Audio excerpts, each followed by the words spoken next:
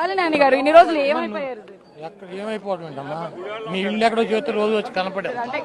చెప్పండి. అంటే వల్లభనేని వంశీ నీకు కాదమ్మా, రాధాకృష్ణకి నీకు బిఆర్ నాయుడు గారికి మీ పేర్లు యువత వచ్చి కనపడి వెళ్తారు రోజు. అంటే అంతకుముందు చాలా యాక్టివ్ గా ఉండేవాళ్ళు, బాగా మాట్లాడేవాళ్ళు, కమెంట్స్ గవర్నమెంట్ లో ఉన్న యాక్టివ్ ఇప్పుడు ఏం చేయాలి? భయపడుతున్నారా ఇప్పుడు? దేనికి? గవర్నమెంట్ లో లేనందుకు మాట్లాడితే ఏమైనా అరెస్టులు చేస్తారేమో అని. కాదమ్మా, నీ ఉద్యోగం పీకేసిన కూడా యాక్టివ్ గా ఉంటావు, మైక్ పట్టు తిరుగుతావా?